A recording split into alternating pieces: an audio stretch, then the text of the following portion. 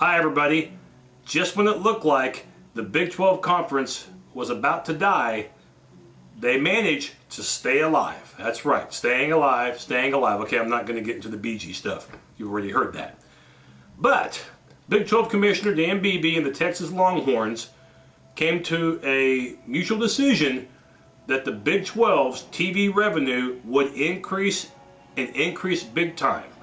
In fact, coming up in 2012, the Big 12 members will get anywhere from $14 to $17 million. We'll get into more of the details in a second. You might be thinking, well, why did Texas get to control a good part of the future of the conference? Well, again, we've documented this before. Texas is the #1 athletic department in the country as far as revenue, okay? And they have at least 4 notable TV markets: Austin, San Antonio, but as well as Houston and Dallas. Big-time Longhorn alumni, big-time Longhorn fan base in those markets. And of course, Texas is a nationwide draw as well. We already know that. That being said, you might be thinking, well, why would Oklahoma and Oklahoma State want to be like Texas? It's not really a question of being like Texas. It's not a question of trying to show any jealousy or be jealous of Texas. This was a game for the remaining Big 12 members of follow the leader, because again, Texas is the #1 draw, they or Notre Dame, when it comes to conferences wanting that school's undivided attention and of course membership. So Oklahoma, Oklahoma State know this, and for the Big 12 to be a comparable conference in terms of revenue to the other conferences, you don't have Texas, that's not going to happen. Okay? And again, it's not a question of liking Texas or being like Texas or being jealous of Texas. It's a question, do you want to use Texas's popularity and their financial status, which is great, to your advantage as well? And that's what Oklahoma and Oklahoma State and Texas Tech and A&M wanted to do. So instead of vaulting to the Pac-10, which is what we thought was going to happen, basically the commissioner of the Big 12, Dan Beebe, made an offer to Texas that they couldn't refuse. Starting in 2012, the revenue again $14 to $17 million. In addition, the remaining 10 Big 12 members are going to all share the $20 million that Colorado and Nebraska have to pay as penalty for leaving the Big 12. So that's more multi-million dollars right there for the remaining 10 schools. Now, as far as the TV revenue, it's still not going to be shared equally. So in the case of Iowa State and Kansas State, they're not going to get as much money as Oklahoma and Texas will, unless their football programs get better than Texas and Oklahoma, and that's not going to happen. It's not going to happen anytime this decade. More times you get on TV, more TV money you're going to get. And in the case of Oklahoma and Texas, you're looking at up to $17 million annually. But this is the selling point, though, for Texas. They've wanted their own TV network for I don't know how long. I mean, longer than you realize. And for Texas fans watching this, this is old news. But if you're not a Texas fan and don't really know how long they've wanted their own TV network, longer than you think. I'll just put it that way. Well, if they were to go to the Pac-10, that wasn't going to happen, because the Pac-10 is about to launch their own TV network, and they wouldn't allow Texas to do that. The Big 12 will. So for Texas, that'll be an additional $3 to $5 million per season. So you're looking, in the case of Texas, anywhere from $20 to $22 million that they're going to get. So they couldn't turn the Big 12 down.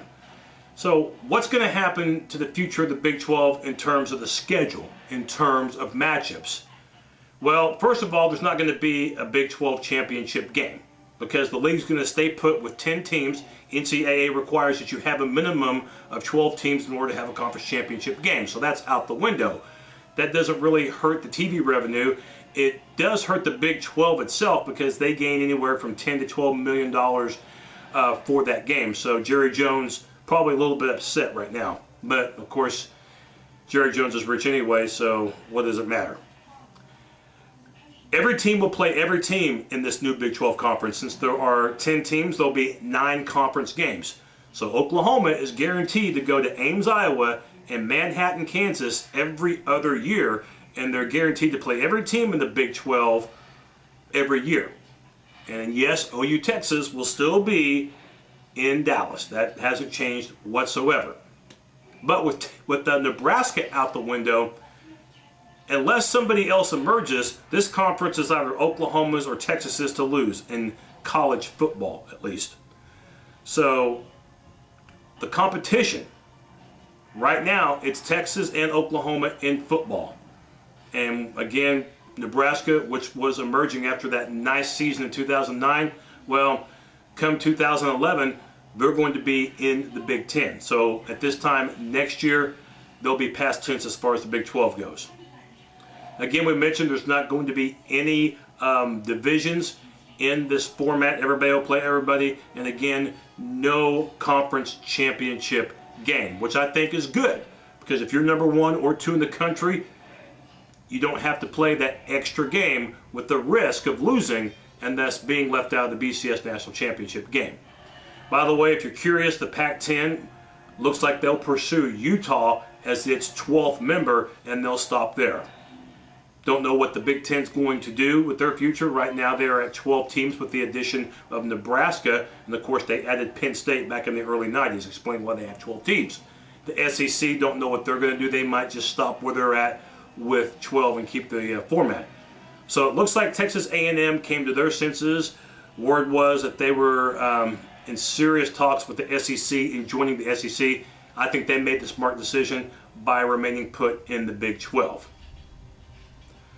So again, this Big 12, now Big 10, whatever you want to call it, they've got to change the name, by the way, because the Big 10 has 12 teams, the Big 12 has 10 teams, and the Pac-10 is about to have 12 teams if they get Utah added to that conference. That's pretty bad math to try to teach a youngster right there. No question about it.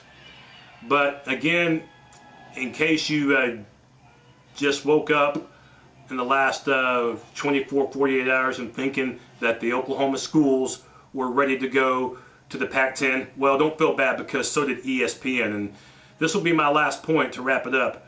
Joe Schad at ESPN, I'm sure he's a fine reporter, but he was the same guy who botched on the Bob Stoops story that said Stoops was going to Notre Dame.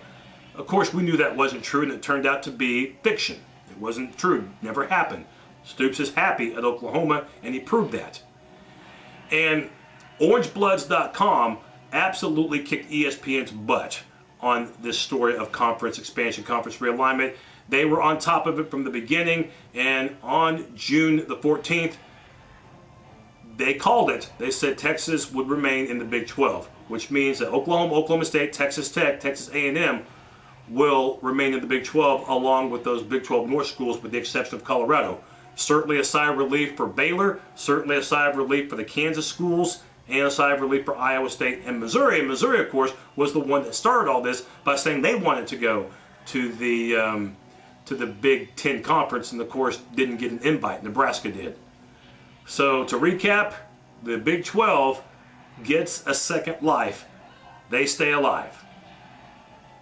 Catch you next time, and don't forget, later in June, I'll break down the first half of Oklahoma's upcoming 2010 football schedule.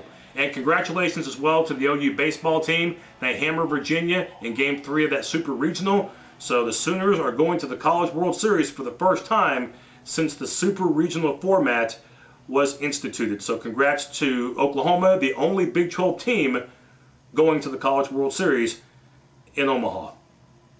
See you next time.